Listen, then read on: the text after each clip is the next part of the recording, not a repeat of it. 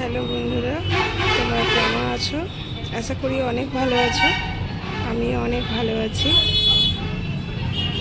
আল্লাহর রহমতে। সবাই ভালো করে জানো যে এটা রমজান মাস চলছে, তো এখানে রিচ খাবারের কোনো প্রশ্নই আছে না। সেই জন্য আজকে আমি রান্না করব এই যে সজনা ডাঁটাটা অনেক নরম,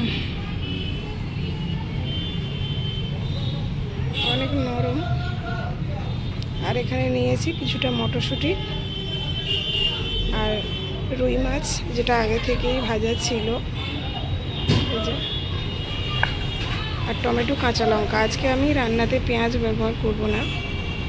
তো চলো কিভাবে রান্নাটা করি তোমাদের দেখায়। এখানে আমি 250 গ্রাম ডাঁটা নিয়েছি,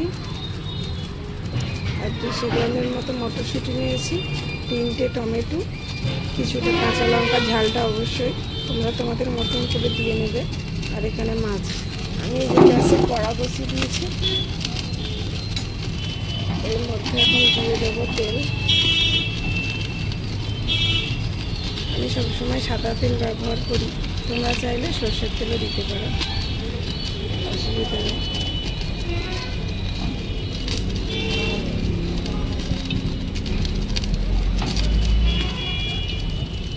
1 কাপ মতো তেল নিয়েছি।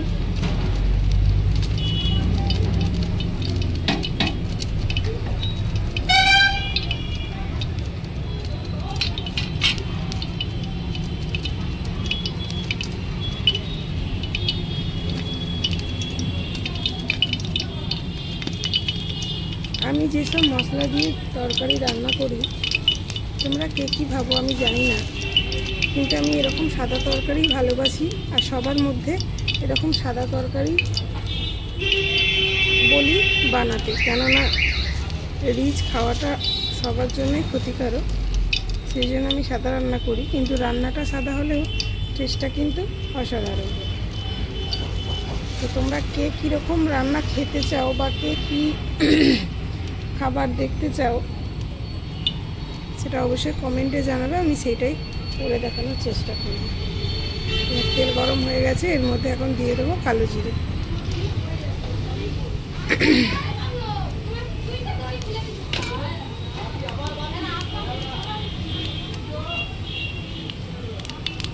এর মধ্যে দিয়ে দেবো 1/2 চামচ আদা বাটা,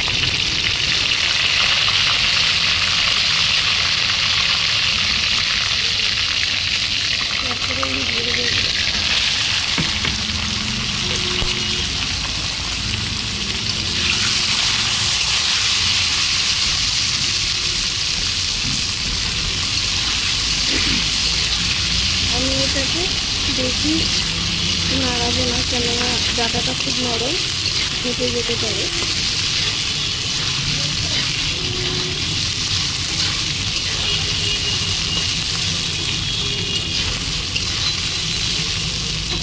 এর মধ্যে আমি এখন দিয়ে দেবো লবণ।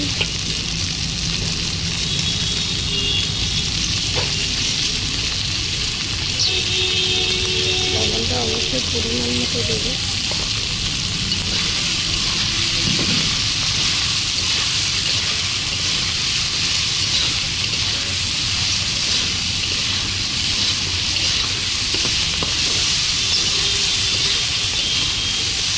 খুব সুন্দর একটা গন্ধ হচ্ছে।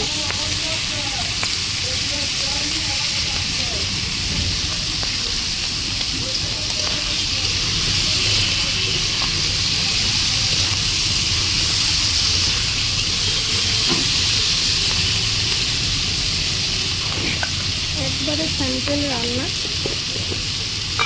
সিম্পল একটা রান্না, আর খুব সহজেই কেউ বানিয়ে নিতে পারবে। এর মধ্যে দিয়ে দেবো 1 টেবিল চামচ হলুদ গুঁড়ো। এটাই আমার রান্নার মশলা।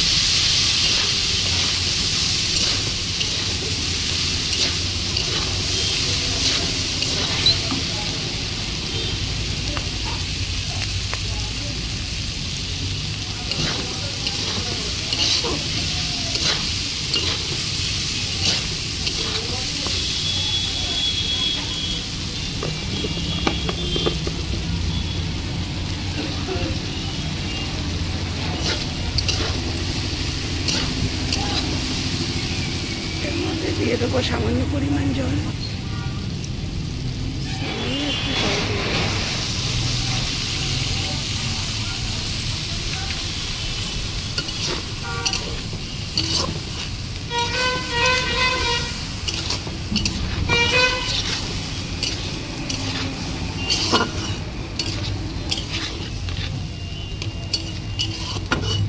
মিডিয়াম ফ্লেমে এটাকে ঢাকা দিয়ে আমি 2 মিনিটের মতন কষিয়ে নেব। আমার 2 মিনিটের মতন কষিয়ে নিয়েছি। আমি কিন্তু এতে গুঁড়ো লঙ্কাও ব্যবহার করিনি। এর মধ্যে এবার দিয়ে দেবো টমেটো আর কাঁচা লঙ্কা।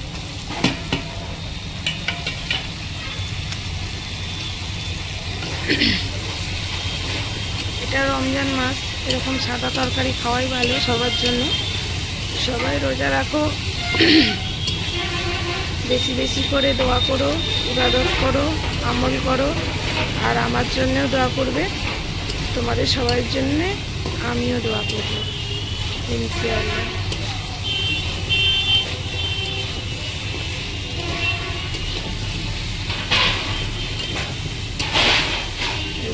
টমেটোটা দেওয়ার পরে আরও 1 মিনিট কষিয়ে নেব। দেখো আমার আরও 1 মিনিট ভালো করে কষানো হয়ে গেছে। এর মধ্যে এখন আমি জল অ্যাড করে দেবো। ব্যাস, খুব সুন্দর সাদা একটা রান্না। ঝোলটা অবশ্যই তোমরা তোমাদের মতন করে দেবে, যেরকম খাবে। একবারে সিম্পল রান্না, সিম্পল মশলা। টমেটো, মটরশুঁটি আর ডাঁটাটা সেদ্ধ করার জন্য এটাকে আমি মিডিয়াম ফ্লেমে দিয়ে 5 মিনিট ঢাকা দিয়ে রেখে দেবো। তবে একটা কথা বলি তোমাদের, যখনই যে রান্নাটাই করবে না কেন মিডিয়াম ফ্লেমে দেবে গ্যাস। আর উনানে রান্না করলে অবশ্যই আঁচটাকে কম করে রাখবে, কেননা যেরকমই রান্না করো যদি মশলা পুড়ে যায় তার কিন্তু টেস্ট একটু ভালো লাগবে না।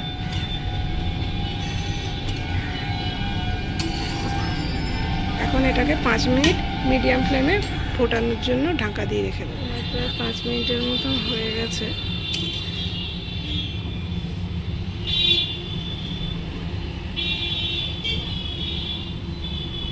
এই যে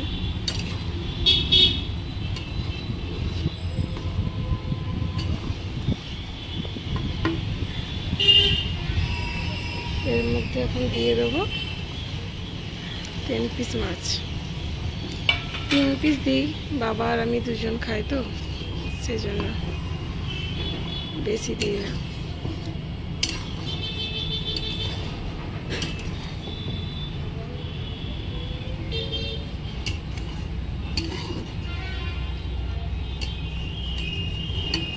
এটাকে আরও 2 মিনিটের মতন ফুটিয়ে নেব।